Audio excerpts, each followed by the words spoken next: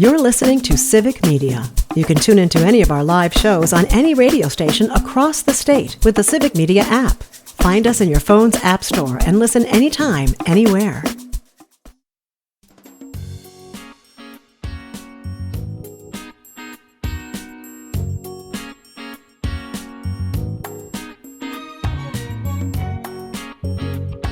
Live across Wisconsin on Civic Media, you're listening to Mornings with Pat Kreitlow, powered by Up North News. Now, from our Lake Wissota studio, here is the founding editor of Up North News, Pat Kreitlow. At 8:06 on this Friday morning, August 8th. Good morning. Nice to have you back here up north. Parker Olson producing us down in Madison, Studio A2. Brittany and Merlot will be along with the forecast in a bit. So will Dr. Kristen Lyerly. So will Mike Clemens talking about sports. Weather-wise, since it's going to be warm and humid on the text line, Jim in Brookfield. Since it will be warm and humid in southeast Wisconsin today, I will be going to the local Milwaukee County pool for a water aerobics class and some lap swimming. Embrace the warm weather. Because I did remind folks, Brittany, that for a little weather perspective, it is 139 days till Christmas. So, if you don't want to be thinking about winter, then just embrace what we got here. Embrace it for the moment. Yeah. Maybe not so much the thunderstorms, but I'm good with the warmth. It's just that the thunderstorms are probably going to accompany it this time. Yeah, unfortunately they are. But first things first, get out and soak up the sunshine, right? It's bright, it's beautiful. The wildfire smoke is gone. Yeah, it's summer. We've got heat advisories from Green Bay to Oshkosh, up towards Shawano, even into Ashland, Hayward, Siren area. You're going to feel that heat at its peak throughout the state. We are going to be hitting highs at about 90 degrees statewide today, and with the humidity in the 60s and 70s, those dew points, it's going to be really feeling like 100 degrees.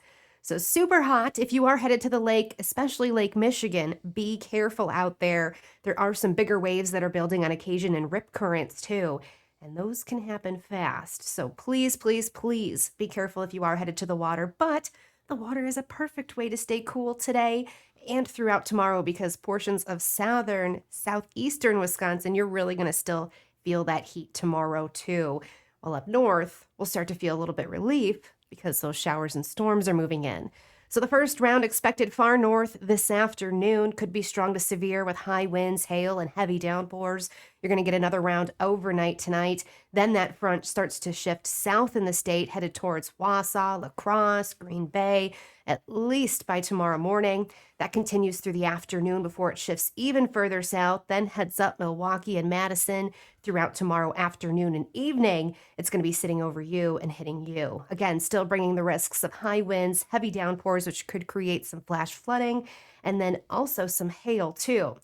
Now, the front wants to park itself over southern parts of the state for Sunday and Monday, maybe lingering into portions of Tuesday. This is going to create an aerial flooding risk where totals could create or rise to about 3 to 5 inches in some places south. So we are looking at flooding becoming a risk as we go into early next week. And of course, still hanging on to the heat and humidity. It's not going to go away. We won't be feeling 100 degrees all weekend long, but it will be feeling like the low 90s all weekend long. I do feel like we should be looking up at the sky as that thing tries to stall here and saying, this is a no loitering zone. You can't loiter here. You got to just move it along. Just hold up the signs. Leave a little bit of rain and move on. Yep. It doesn't work that way, Pat. Just like writing a letter to Canada does not make the wildfires go away. No. It doesn't? Work. No. I thought if I complained enough, it would be effective. No. No, you got to do something. Only if you're auditioning for a talk radio host. That's it. Everything else, it does you very little good. Brittany, have a fun weekend. You too. Thanks. All right. Yep, you bet. Sign up for our newsletters, upnorthnewswi.com, including our Sunday morning politics newsletter, which I don't have a question of the week idea yet, Dr. Lyerly. I'm going to come up with something. This week I asked about whether, Democratic-controlled states like California should also engage in gerrymandering to offset what Texas Republicans are trying to do. Or is it two wrongs don't make a right, or you got to do what you got to do to save democracy? So I've got to tally up those results today for the Sunday morning newsletter, and then I got to come up with something for the weekend here. So Wait, is that poll closed? Are you done collecting results for that one? No, I mean, people can still respond to last Sunday morning's newsletter, or they can send us an email, or they can put something in the comment sections. radio@upnorthnewswi.com is the email address. Why do you ask? Yeah, it's a hot topic. We're all It is a talking hot about it. topic. Yeah, exactly. People have opinions. Yes. How are you doing? I'm good. It's almost the weekend. It's going to be hot. I have to Uh-huh. decide, do I bike to the Packer game tomorrow? Do I drive? I prefer to bike, but it's going to be raining. But how much rain? I can tolerate rain. I just don't want to, get caught in the middle of a thunderstorm on my bike. And that's not the only thing you have planned. You have a busy weekend ahead of you here. Yeah, I'm done with OPP this weekend. Tonight, Please explain this OPP as only you can. yeah, you know me. I'm going to be in Oshkosh tonight for a Stop the Billionaires giveaway rally, which is going to be a blast. And then tomorrow, of course, it's the Packers and the Jets at Lambeau. And then on Sunday, I go to Peru because I'm an invited speaker for the Peruvian OBGYN Society. So I get to talk Ooh. about rural obstetrics in a different country that has a giant amount of rural territory. It's going to be cool to compare notes with my colleagues down there. So Oshkosh, Packers, and Peru. Yep, OPP. Got it. Okay. One of the stories that we've been looking at this week deals with the race for governor, and Bill Berrien, who, again, wealthy business guy, much like Eric Hovde, Tim Michels, but tells Dan Bice of the Journal Sentinel, oh no, he's different than Eric Hovde, and he's different from Tim Michels. And Dan Bice asked how, and the answer was along the lines of, I've got leadership skills, which is exactly what every rich white business owner says, when they're running for office. When will they learn their lesson? This is not what the people want. The No. people want somebody who actually talks to them and understands their plight and will help them. And Pat, it just gets worse and worse with every election cycle. People are getting more and more discouraged. At some point, hopefully, Republicans are going to say, maybe we're on the wrong track here. Maybe we can't actually buy everything we need here. Well, perhaps. I mean, the one thing is Berrien says he will definitely not be spending nearly as much money as Eric Hovde did and Tim Michels did out of their own pocket. Oh. I guess that He's is that frugal. supposed to strike me as refreshing and a reason to support somebody. He's But then it was fiscally conservative. right. There you go. And as Dan Bice does, he's a very dogged investigative reporter, and tried to get a straight answer out of Bill Berrien about making campaign donations to Nikki Haley, more than $30,000 worth, in her attempt to win the presidential primary last year. But Donald Trump, of course, came out on top. And the first three times, that Dan Bice asked Bill Berrien about it, he tried to deflect and say, well, Trump won, and boy, I'm all in on Trump now. And Bice would say, well, what about these things you said about Trump? You don't like his COVID leadership. You don't like his anti-science approach. But now you're saying Trump is taking back Washington for the American people. So what is it about the donations to Nikki Haley? And finally, Bill Berrien says, let's just put it this way. I mean, why don't you go ahead and say I regret those donations? So he doesn't say I regret those donations. He says, why don't you go ahead and say I regret those donations? Why don't you go ahead and just tell the truth? Yeah, that you didn't want Trump last year, and that now you're doing everything possible to get his endorsement. Yeah, we know that puts you in an impossible situation within your own party, but I think that that's a reflection of what's happening in the party. Like, come on, guys, it is time to step up and be authentic. That's what people want. Republicans, Democrats, independents, doesn't matter. People want authentic leaders. Yeah, without a doubt. A couple stories you shared with me include one about Idaho has now lost one in 3 obstetricians since its abortion ban went into place. We talk about the problem with rural health care. We talk about the problem with women's health care. And in places like Idaho, you've got a perfect storm there for women's health care. In 2 years. They lost a third of their OBGYN doctors in 2 years. I'm betting they didn't lose a third of their OBGYN patients in 2 years. No. And they were already struggling to meet the needs of the population. I can't even imagine what it's like right now in Idaho. My one colleague who is just trying to lead the charge and do everything is exhausted. you can only keep up with this for so long. So I don't know what the future holds for women in Idaho, but I think it's bleak. It is. I mean, there's no other way to put it. And until there's some kind of electoral change, and I don't think there's going to be an electoral change in Idaho anytime soon, we're going to find ourselves in a bad way. We also had the exclusive today, and you can find it on Instagram and on our website, of a Pete Buttigieg video series that he does on all the social media platforms. He's got an audience of millions, and he spoke to Dr. Jill McMullen, a family practice doc in Toma, and she has some very strong words to say about the cuts to Medicaid and what that's going to do to rural health care. Now, we're no strangers to that topic here, but again, she was a person where I said, a lot of doctors still don't like to speak up, but more than ever before. And she told me, she's like, this is the world we live in. We have to speak up now about these things. Hey, I chair the board of an organization called the Committee to Protect Healthcare, and it is a group of doctors of all different specialties all across the country who are feeling this way, who know that we can't just have these conversations in the exam rooms anymore. We have to have these conversations on social media, in the press, in large groups in our communities. And it makes us really uncomfortable because we are not trained to do that. I mean, I'm not uncomfortable doing that, but most doctors are. So to see doctors like Dr. McMullen stepping up and using their voices in these places where we, the people, need to hear them, just tells you how desperate this situation is. I'm so proud of my colleagues, and I'm so proud of the work that we do at the committee. Stay tuned. There is so much more to come because we need it. Oh, we surely do. And so to hear more from Dr. McMullen and see an excerpt, you can head to our Instagram site. Just search for Up North News WI, or the website article that I put up early this morning, all about it. The title is Rural Healthcare Faces a Death Spiral from GOP Medicaid Cuts. And you can read more at upnorthnewswi.com while you're there.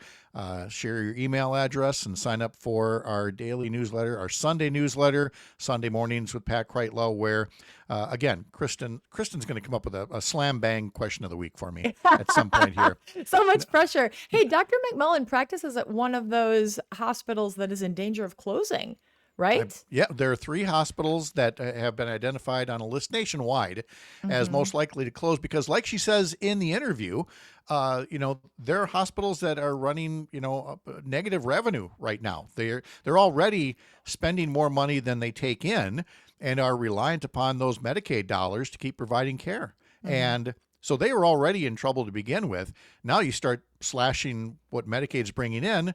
And like she said, it's not just, they'll start with we don't deliver babies here anymore, but then more services, and then they close.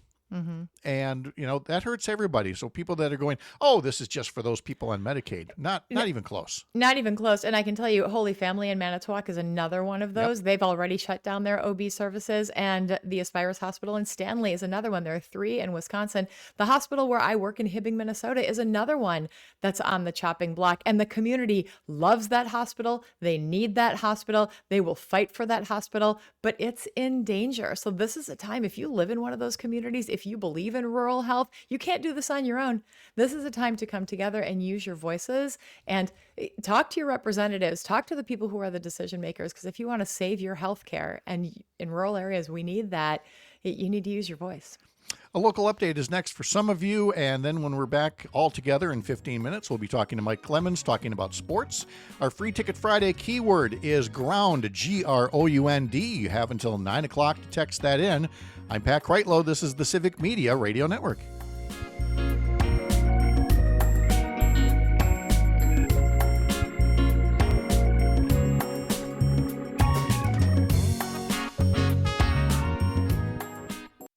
You're listening to Civic Media. Stay up to date on the latest news and information for your local community and Wisconsin by signing up for our free email newsletter. Visit civicmedia.us/email to get started.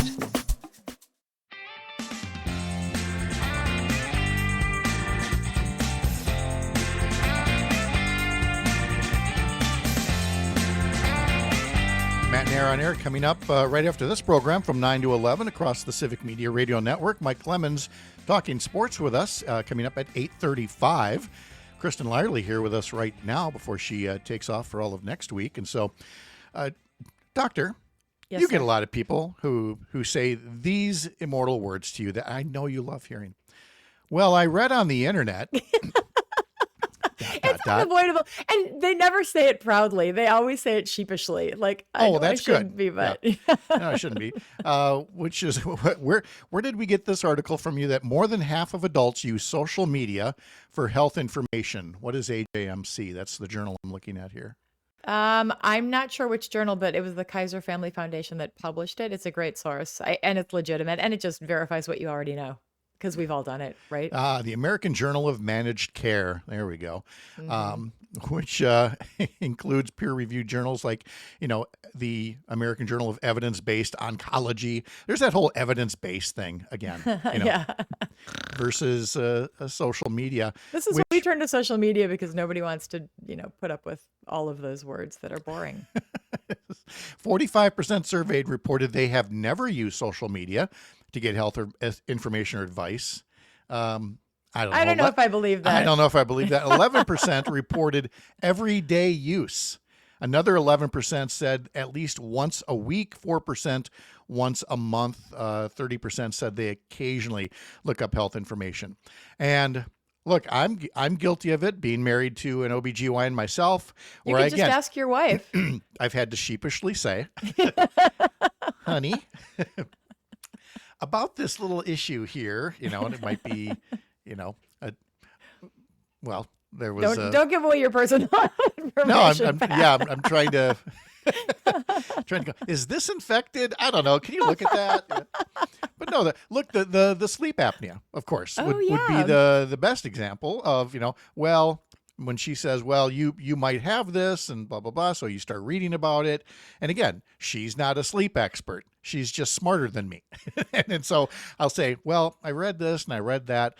And I mean, the fact of the matter is now, by her addressing those concerns, and then, of course, my own doctor addressing those concerns, I've been sleeping like a baby, for the past month here. Happy for you. Yay. It's been so great. My Apple Watch and, the whole breathing, tells your iPhone your breathing elevations.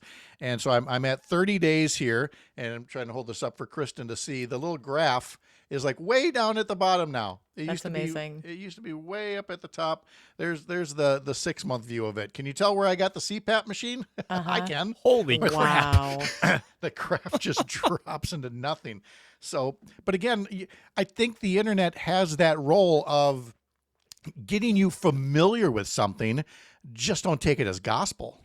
Yeah, that's one of the things that I'm really trying to do. I've really ramped up my internet presence recently with a lot of like shorts, like on TikTok and Instagram, just sharing some basic health information to just pique your interest so that you can try to figure out how that works for you in your lives, especially when it comes to things like vaccines, because we hear so much misinformation and so much politically motivated information. And the truth is, vaccines aren't for everybody, but they are for many people. And you have to make that decision for yourself and for your family and for your children. Oh my God, I totally forgot about that. I wanted to ask you about it, and I didn't want to ask you about Robert Kennedy Jr. halting funding for mRNA shots. This is terrible news. And what it's going to do. How is it terrible? Well, mRNA is a vehicle that you can put almost any virus into. So we can make vaccines for so many different things. That's how we got the COVID vaccine so quickly. Typically, it takes years to develop a vaccine, to develop it and test it and get it out there. But with the COVID vaccine, we had the mRNA vehicle ready to go and we were able to implement it, and it saved millions of lives.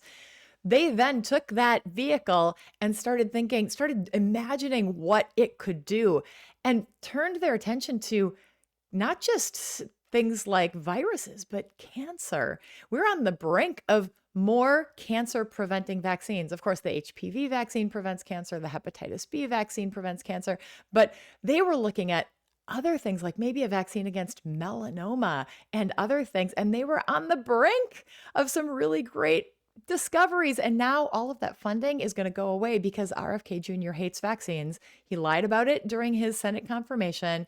Now he's back hating vaccines again, pulling funding, spreading this misinformation. And what's going to happen? People are going to die unnecessarily of things like cancer. on the Dr. Kristen Lyerly show coming up this weekend. We're talking about the wreck of the Edmund Fitzgerald. We're going to from the train wreck of RFK to a shipwreck, the Edmund Fitzgerald, with my old legislative colleague Tom Nelson. How much do you love Tom Nelson? And here's how much. I heard he was going to be a guest on your show this weekend. He's going to be a guest on my show this coming Monday at 7:30. I just got the confirmation of that. So 7:30 Monday morning. So tell people what they're going to hear about on your show. Oh my gosh. Tom Nelson, my Kaukauna homeboy, Outagamie County supervisor, just wrote this book about the wreck of the Edmund Fitzgerald. It all started with the song, like it does for so many of us. Mm-hmm. And then he got interested in the story, which is very obviously dramatic and terrible. But then he started looking at, why did this actually happen? The ship was overloaded. It wasn't seaworthy. How did we send these sailors out with this load in this dangerous weather?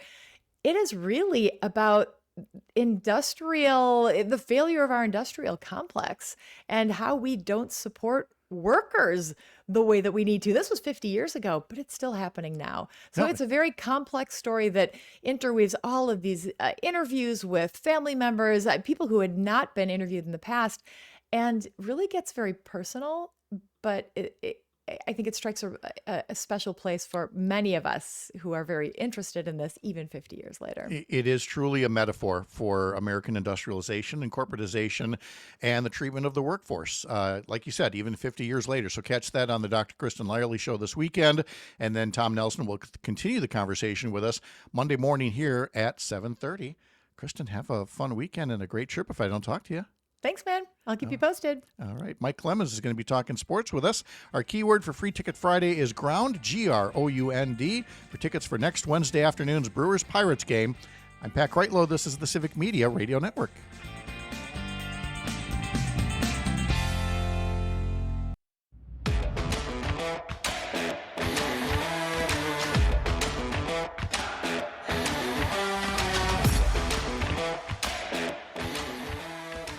Do you like to get outside? You like to do a little biking like Dr. Lyerly does? You're going to do some biking this weekend, hopefully, without as much as I can. Whatever the rain doesn't let you do. Or instead of biking, are you into hiking? Well, in today's Up North News Daily newsletter, there is a link to an article on our website. A perfect Wisconsin trail for every hiker. There's some 3,000 miles of trails weaving through just our state parks. And so whether it's a 1 mile hike, a 3 mile hike, a 10-mile hike, there are trails just right for you. And you can find a link to that in our daily newsletter. Sign up for it at upnorthnewswi.com. Are you a trail person, or do you go down like streets, highways, whatever the case may be? On my bike? Yeah. I'll ride anywhere. I've got one of those fat tire bikes. Oh, that's right. So, okay. I mean, curbs, rocks. I've been on ATV trails. That's a challenge. Yes.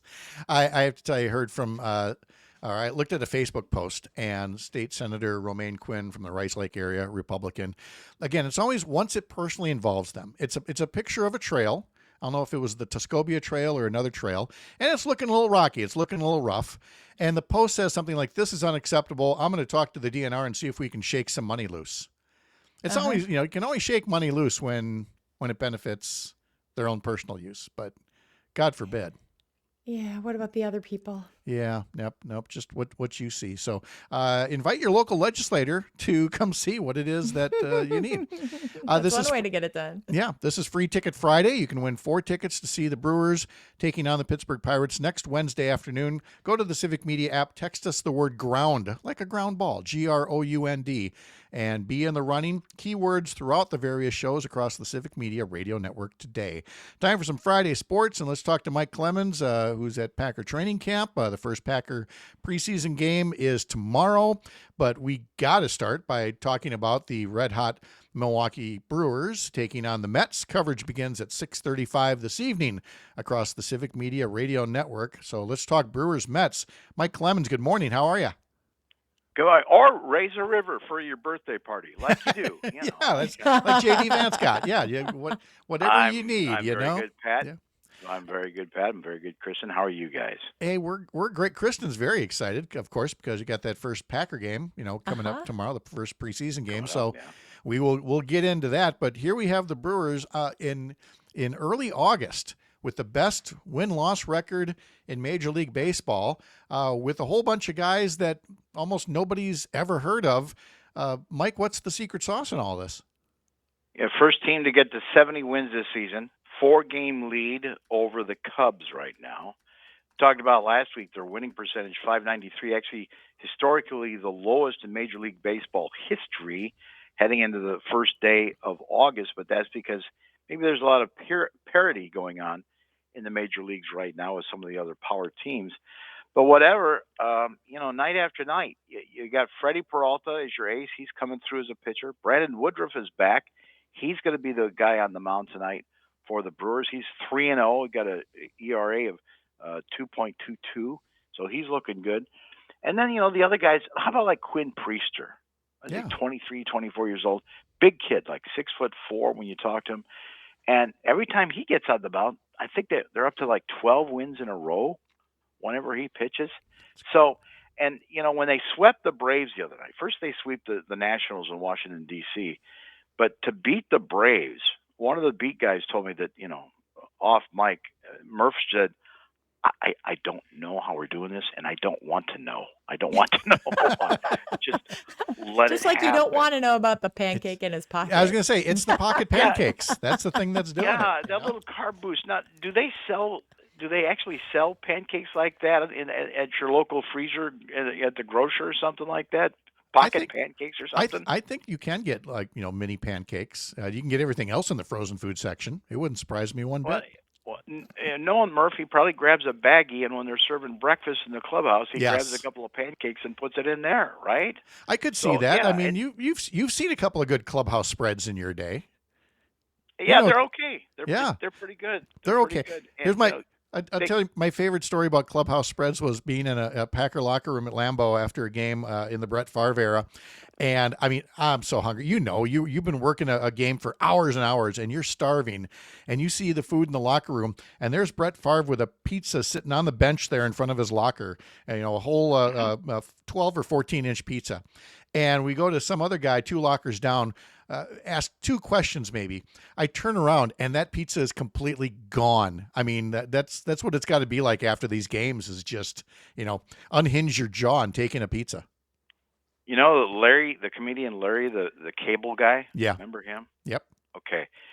He married a girl from, I think, Appleton or Fond du Lac. Mm-hmm. She's a big Packers fan. She gets them tickets to get in. And then, Favre finds out that Larry's, around.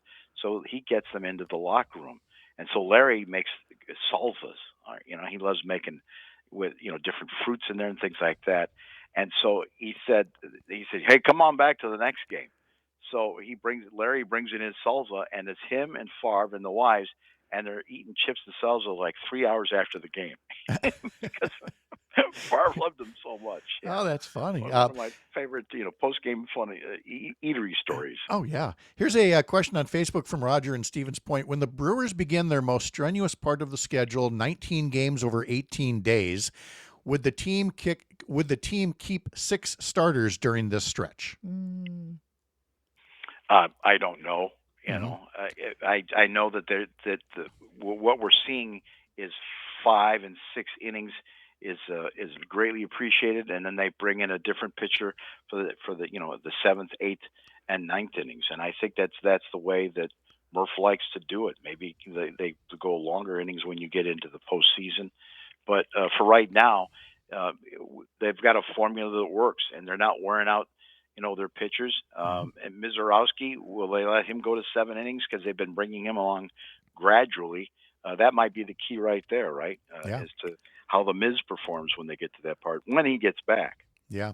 What Roger's referring to is the Brewers play the Mets this weekend, and then Pittsburgh Monday, Tuesday, Wednesday next week, a day off, and then they start this big stretch of games, first in Cincinnati, then in Wrigley against the Cubs. It was originally scheduled to be a 4-game series, Monday, Tuesday, Wednesday, Thursday, week after next, but because of a makeup game for a rainout, it's now 5 games at Wrigley Field, week after next with the Cubs. I mean, that's the division right there, and I had dreaded it for the longest time. I'm looking forward to that series now. Yeah, but they could have played a doubleheader, and the Cubs said, "Oh, it's misty. Let's not. Yes, yes. Oh, that was garbage, is what it was. Yeah. But The Cubs knew what they were doing. They Yep. knew what they were doing. Oh, So yeah. Okay. anyway, tonight you're playing a Mets team that's a couple games behind the Phillies in the East, but they've only won 2 of their last 10 games. So maybe the Brewers could, if they could at least win this series this weekend against a tough Mets team. Don't forget, this is the Mets that ended the Brewers season last year in the postseason. So that's what you're looking at tonight with Brandon Woodruff on the mound for Milwaukee. Oh, it's going to be good to see him pitching again. All right, Packers are hosting the Jets, the first of 3 preseason games tomorrow at 7 p.m. How is the Packer offense looking in training camp this week? Finally, for me, got a little bit more in sync. They took the next step because you've been out there now for 2.5 weeks, and Matthew Golden, number 22, your first-round draft pick out of Texas, he's outstanding, Pat. He's just outstanding. And That's each great. day he does something else. Where first he's catching slant passes, turns upfield, speed, rockets past 3 starting defensive backs. They can't catch him. Next, they start throwing some deep bombs to him. Great hands, great stride. He gets 2 or 3 steps ahead on anybody's trying to cover him. 60-yard bomb. Now the most important ones is like the crossing routes over the middle, 15 or 20 yards downfield. Crisp routes. The hands go up. Once the ball gets in his hands, he turns upfield. And then you see Christian Watson warming up there, coming back from the torn ACL. And you think, oh, my gosh. I mean, if you can have 22 on one side, Matthew Golden, and then Christian Watson on the other side. And Romeo Dobbs is having a tremendous camp, the veteran. He's going into his 4th year, into a contract year. He's having a great camp. Yesterday, he made a very nice little touchdown catch on a fade route, kind of an angle route to the corner, and he beat a backup safety, looked up, caught the ball on his outside shoulder, touchdown. And then he looks and he points to the fans at the practice field, and he does a Lambeau leap at the Ray Nitschke practice field. Nice. I saw him in the locker room. I said, "Hey, you're in mid-season form, man." He just laughed. The fans that came to practice saw that.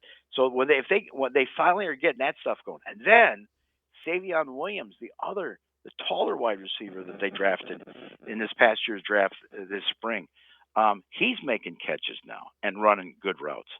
And so when you see that, you start saying to yourself, man, there's somebody who was on this roster last year at wide receiver that's going to be out of a job come Labor Day. Well, and injuries happen. And of course, as soon as you said Christian Watson, of course, my big fear is that he's become the Garrett Mitchell, of the Packers, somebody who was, had all the potential in the world and just kept getting hurt. So it's nice to have a deep roster because you never know if things might happen. If you can't get to Lambeau Field tomorrow, maybe you can get to UW Platteville and see the Badger football team. They're kind of wrapping up their little stint down there, right?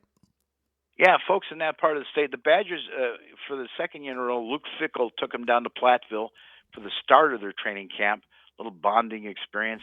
Those have been closed, but tomorrow night's their last practice at UW Platteville. It's open to the public. It's $5 a ticket. Kids need a ticket too, but they can get in for free if they're 12 and under, and that gets going at 7 o'clock at what they call the Pioneer Stadium at UW Platteville, and the proceeds all go to the Platteville Athletics department over there. That's so nice that they do that because, again, much like Packers preseason, these things aren't necessarily supposed to be all secretive. There's got to be a reason to let the fan base in on a little bit of the action. So colleges are learning from the pros to have a little training camp action, basically. Yeah, it's almost like a family night kind of situation, which is such a great thing for Packers fans too, especially to take kids to, and get as opposed to. I've told the story before. A buddy of mine said, 7-year-old Jack, who ended up being a great high school football player, was like, "Yeah, he wants to see a football game, so I just got 2 tickets to the Seahawks game." I go, "How much did you spend on that?" I take him to family night. Yeah, it's just 7. There's $210 a ticket, and this is almost 10 years ago now. So I could hardly wait to see him in the hallway of the radio station after that weekend. I said, "So how'd it go?" He goes, "He wanted to go home in the third quarter." Uh-huh. Yeah. No, that's why you want to do these. And Kristen, you'll be there tomorrow, one way or another, at Lambeau? I will definitely be around Lambeau, but my plan is to bike tailgate, go home, watch the second half from my chair. Okay. There you go. Yeah, There you go. that works very well. That's just fine. Mike Lemon's doing double duty. He'll be keeping an eye on the Brewers, even as he's monitoring Packer training camp. And I'm sure he's going to figure out, the highs and lows from Badger football and talk to us about that as these Fridays roll on and roll on. Mike, thank you so much for the visit. Appreciate it as always. Have a great start to the weekend. Yeah, I'm thinking of doing an up-down. I think I'm going to go to Milwaukee tonight and cover the Brewers game, then come back up to Green Bay tomorrow for the Jets game. But I'm going to ask Murph if there's anything else he keeps in his pockets, like waffles, corn dogs. The wallet waffle. Yes. Whatever gets it done, whatever gets a win, we'll take it. Thank you, Mike. Talk to you later. Thanks, Pat. Thanks, You Chris. bet. Oh, absolutely. Some folks are going to have a local break, and for others, some final news and notes here from Lake Wissota. I'm Pat Kreitlow. This is the Civic Media Radio Network. One more time, here's that reminder. The keyword for our Free Ticket Friday, Brewers, Ground, Ground. Statewide drawing for tickets to the Brewers-Pirates game next Wednesday afternoon.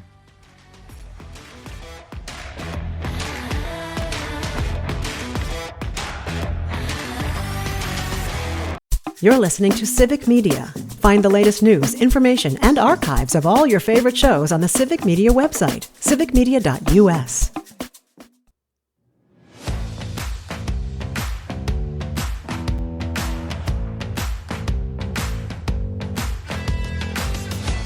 Free Ticket Friday will continue on Matt and Air on Air with Jane and Greg and Tom Hartman and Todd Alba and the Maggie Dawn Show.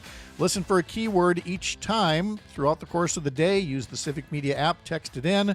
Be part of a statewide drawing for tickets to see the Brewers versus the Pirates next Wednesday afternoon. Be sure you can have tickets delivered to your phone and that you can use tickets on your phone to get to American Family Field. If that's the case, go to the Civic Media app, text us the word GROUND, GROUND. Dr. Kristen Lyerly is here at 8:53 as we wrap things up for the weekend. And first, I want to get your reaction on air to something that Tony had told us on YouTube. Did you see this big thing about GPT-5 coming out? AI that's going to be allegedly a better source of medical information because so many people have been using ChatGPT for their healthcare questions or healthcare information. So now you're not just facing Dr. Google, you're facing Dr. AI. How fun does that feel? I don't think it's really all that different from Dr. Google, to be honest. I mean, people are just putting information in and getting information back and then either using or not using that information. And I think it can be a useful tool, but the problem is it's not a substitute for actual healthcare. And the real problem is people don't have access to healthcare. And they often, as you pointed out, Pat, don't have access to broadband either. So to sit outside your library and use AI to try to figure out what's going on with your body because you can't go actually see a doctor to get true health care, this is a failure.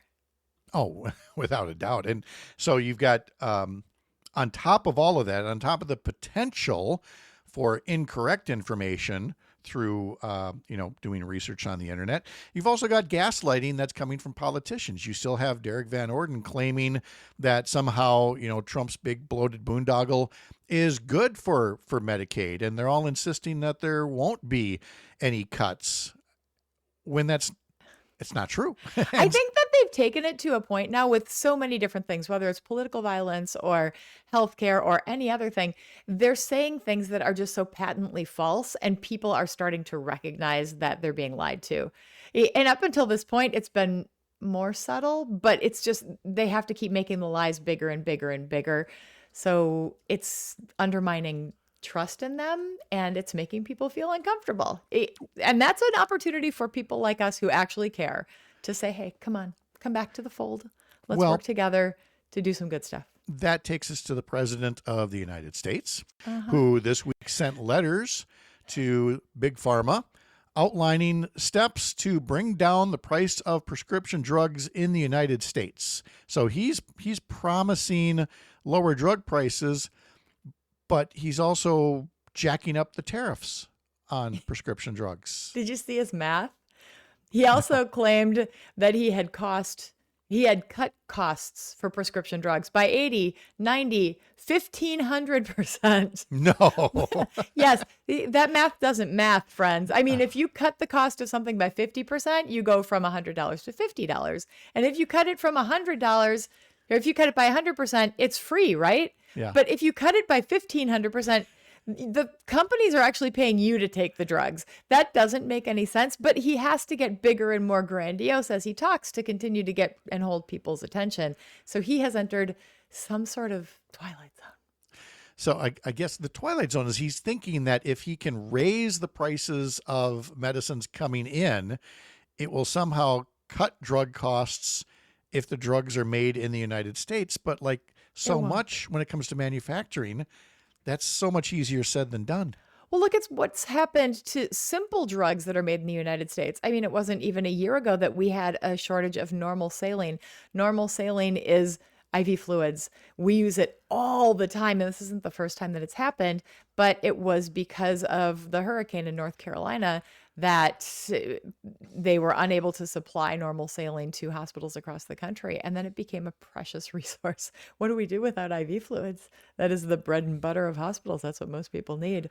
So it's not going to cut costs, and it's definitely going to disrupt the supply chain. Well, and like I said about, other manufacturing, here's Trump talking about bringing iPhone manufacturing back to the U.S. Well, even if it happens, sure, would you like a $3,000 iPhone? This is just posturing for like tax breaks, which is why the head of Apple, Tim Cook, this week presented to Donald Trump the gift of iPhone glass on a 24-karat gold base. He literally brought the president of the United States a bar of gold and is going to get favorable tax treatment. We are living in times that historians are going to look back and go, how did people not recognize how grossly corrupt this was? Well, clearly they do, and that's why he did that. Yeah. This is how you gain favor with the king. I guess. A gold bar.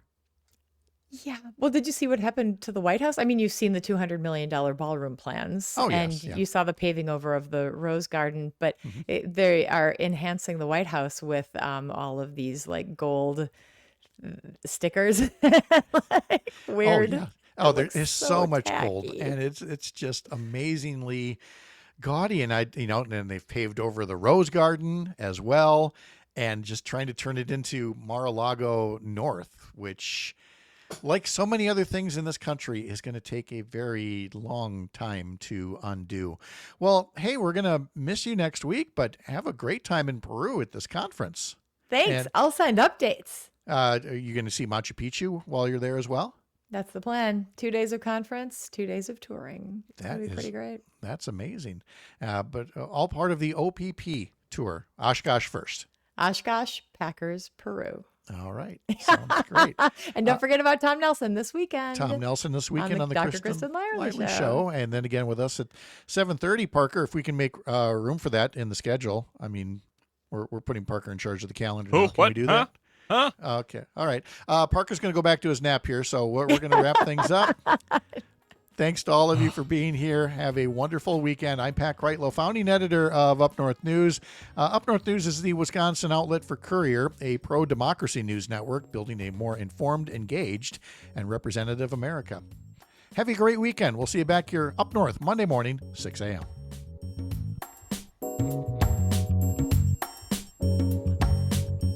The national news cycle never stops, but it can be hard to find news about your local community. Civic Media is dedicated to providing quality local and state news coverage across Wisconsin. With the Civic Media app, you can get notifications about local stories that matter to you and your community. Find the free Civic Media app in your phone's app store and choose notifications from the menu to tell us what kind of news you want to hear about.